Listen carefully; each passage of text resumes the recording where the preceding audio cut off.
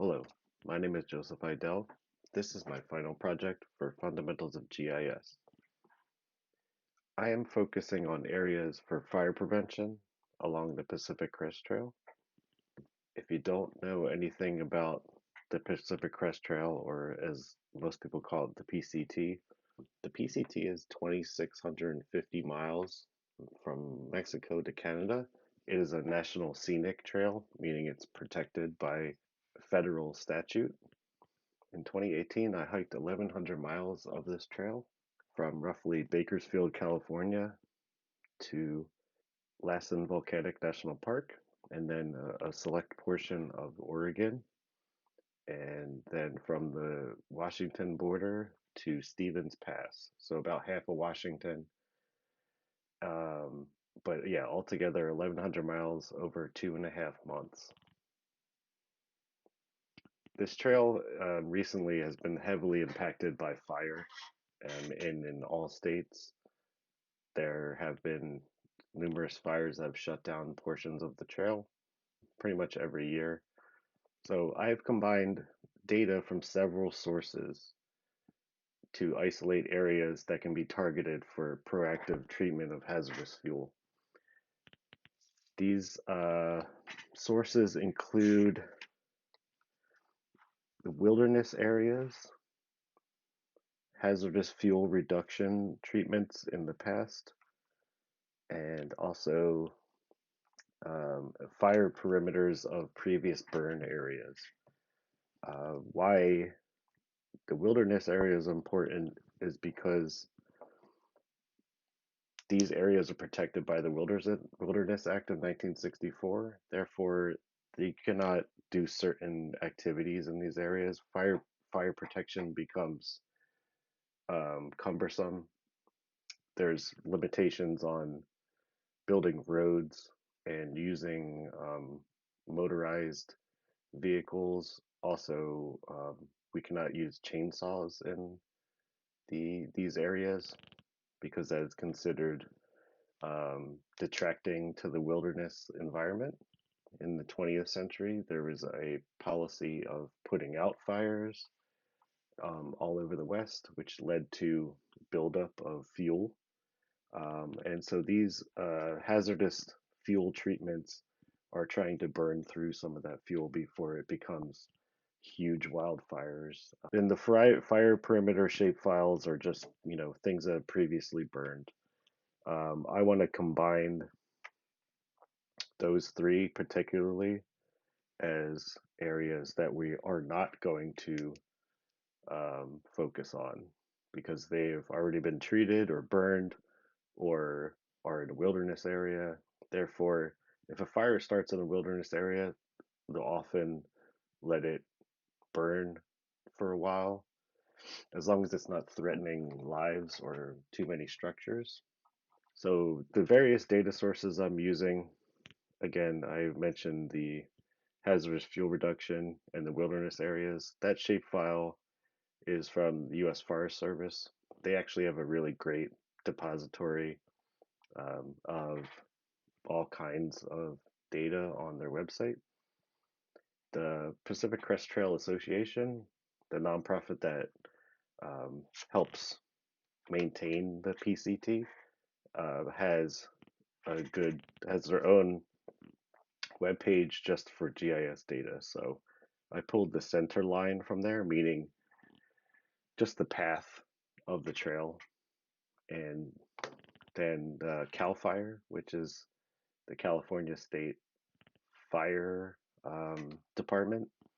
I pulled the fire perimeters of recent burns and also hazard areas.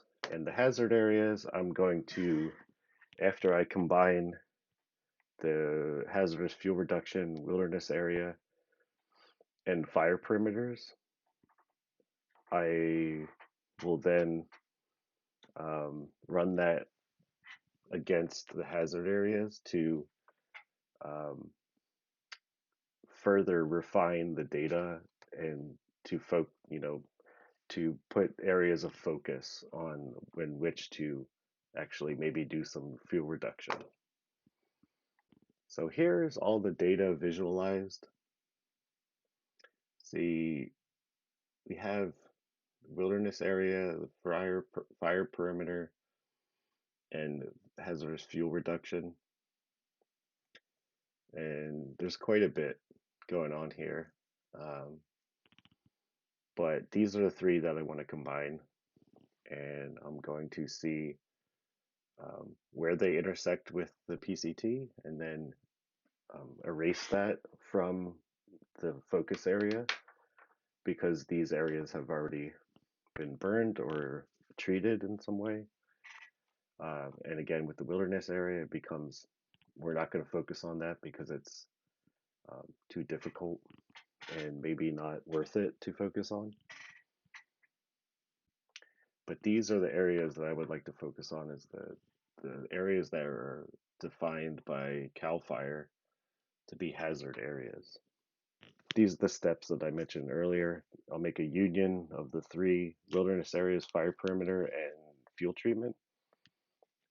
And I will intersect the union with the PCT center line and erase those areas. And then I will intersect the remainder of the PCT left after this erasure with the hazard areas to see which areas need the most targeting.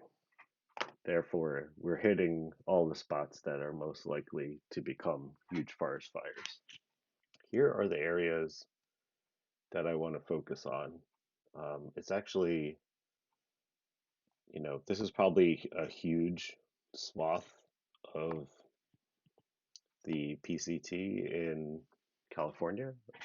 It's not a majority, but it is still probably covers many thousands of acres. But it seems to be bunched, which is a good sign.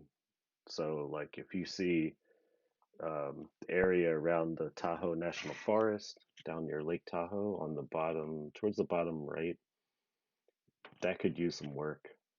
There's a lot of Northern California that has been burned. As you can see on the left, there's huge areas that don't seem to need anything. California, as we all know, is pretty dry. They're going through a huge drought, so these are the type of things that could help mitigate some of the long-lasting effects of climate change and just the dryness and the drought that they're experiencing. If you look over to the right, again, there seems to be some clusters of the trail that could be worked on. Thankfully, some of this is more closer to LA, so there's more resources down there. So yeah, that's a glimpse just of what we're working with as far as what I've isolated for fuel treatment and for what needs to be worked on. As far as the my experience with this class, it's been pretty awesome. I took a class in GIS. I took multiple classes in the mid 2000s, and it's definitely progressed a lot since then.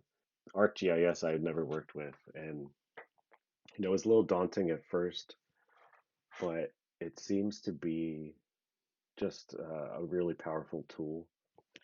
Definitely has become more intuitive over these last few weeks. I feel like I can play around in it and start to know what I'm doing and really feel like